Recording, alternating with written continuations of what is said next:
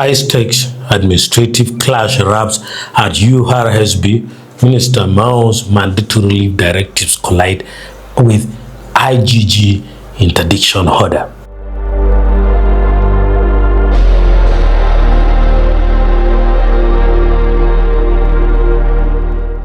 A major institutional controversy has unfolded at the Uganda Registration Services Bureau, URSB, following conflicting legal approaches between the Ministry of Justice and Constitutional Affairs and the Inspectorate of Government, IGG, regarding high-profile corruption allegations.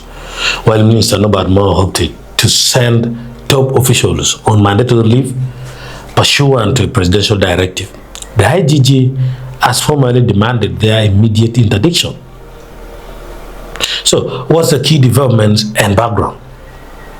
The presidential directive came in on July 24, 2026.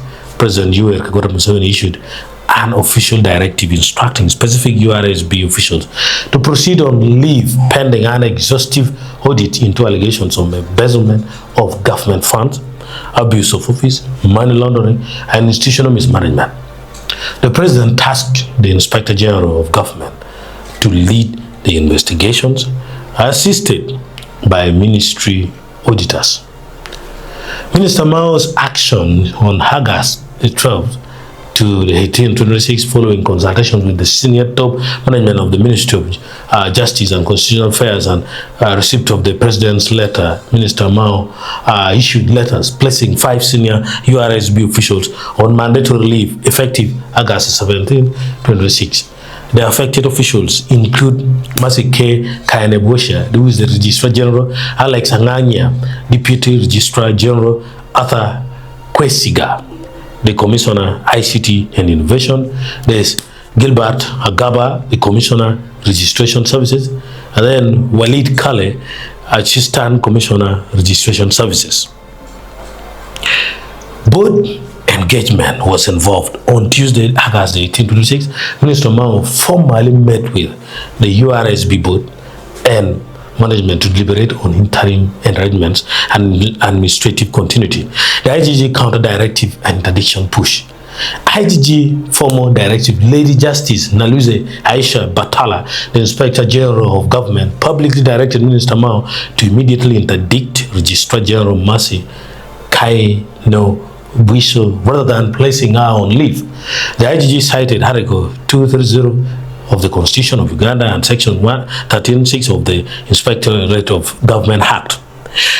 Additional officials targeted also in a separate directive. The IGG instructed the chairperson of URSB Board of Directors, that's Right Honorable Butagira Francis, to interdict 3 additional senior officials pending completion of corruption investigations.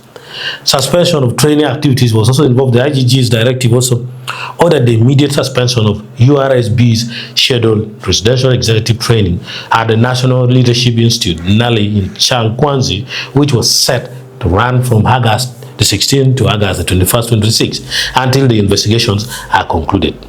So, what's the public scrutiny and legal debate? It's unfolding. The divergence in administrative terminology has sparked intense public and legal debate on social media platforms. Critics, including political commentators like Matia Mobangizi, raised legal distinctions between the two measures, pointing out that an officer on interdiction typically receives half pay, whereas an officer on leave receives full pay. Now, defenders are also there and observers have debated whether executive instructions or statutory interdiction procedures should take precedence, placing Minister Mao's alignment with the president's phrasing under intense public microscope. Minister Mao has defended his actions by pointing directly to the source framework provided by the presidency, maintaining that the approach aligns with executive instructions.